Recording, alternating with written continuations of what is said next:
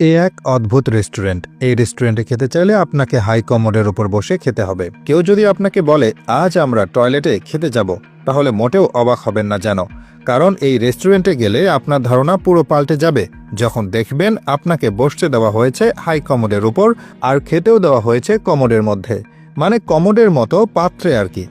এরপর খাবারের নাম শুনলে তো চোখ কপালে উঠতে বাধ্য।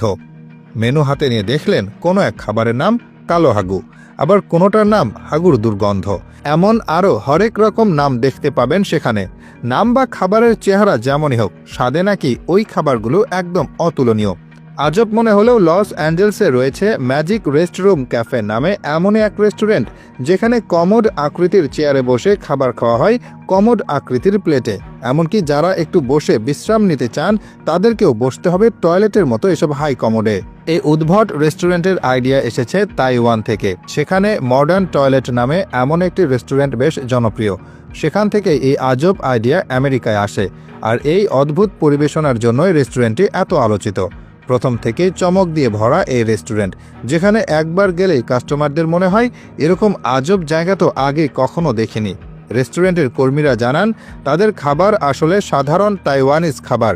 Beef stew, noodles, fried rice ও আরও নানা পদ রয়েছে এখানে, আর মেনুতে দেওয়া হয়েছে মজার মজার নাম। শুনে অদ্ভুত মনে হলেও কালো হাগু হলো চকলেট আইসক্রিম, যা চকোলেট সিরাপ আর চকোলেট ফ্লেক্স দিয়ে তৈরি একটি ডেজার্ট। আর হাগুর দুর্গন্ধ হলো ব্রেইসড পোর্কের একটি ডিশ, যা মূলত ধীরে ধীরে রান্না করা পুরের মাংস।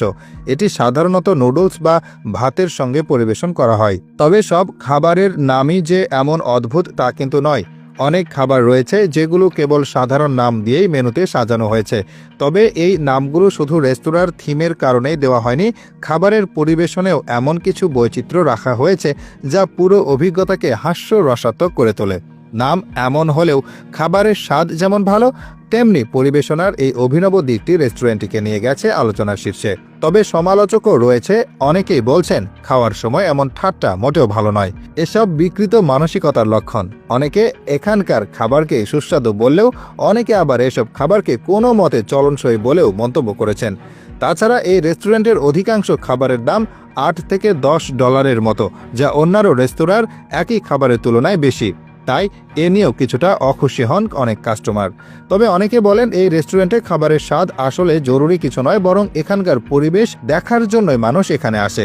এটি হয়তো একমাত্র জায়গা যেখানে খাওয়ার সময়ও মলমূত্র নিয়ে মজা করা হয়। তাই বিতর্ক যাই থাক, এই রেস্তোরাঁ প্রমাণ করেছে নতুনত্ব সবসময় মানুষের আগ্রহ তৈরি করে, আর খাবারের স্বাদ ঠিক থাকলে পরিবেশনার ভিন্নতা মানুষ সহজে মেনে নেয়।